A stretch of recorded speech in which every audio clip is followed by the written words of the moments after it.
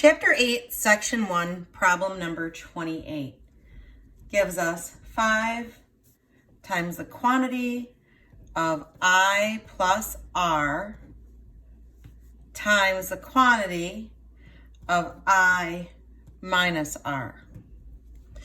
It's important to write your I's in a capital letter if it's capitalized. If you try to write it in a straight line, it might look like a 1. What we first want to do here is multiply or FOIL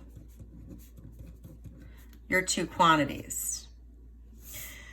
These two quantities are special because the first terms are the same and the second terms are the same, but your signs are opposite.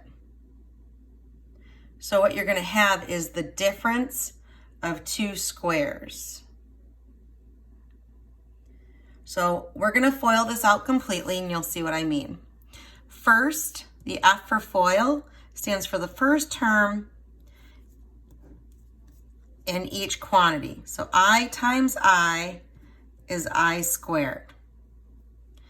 O stands for outer, which is I times a negative R, which is negative IR. It's important to mention that we like to keep our letters in alphabetical order. Next, we have I for inner, which are the inner two terms, which is a positive IR. And then L stands for last, the last terms in each quantity.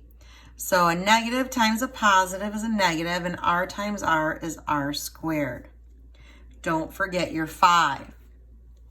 Now what we're going to do is combine like terms. So you see here that this has an IR and this has an IR. This is R squared and this is I squared. Nothing else is I squared, nothing else is R squared in here. So we have negative IR and a positive IR.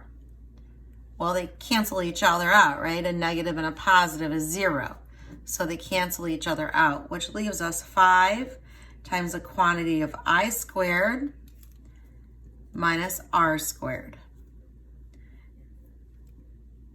Now at this time, you would multiply in your 5, and it would be 5I squared minus 5R squared.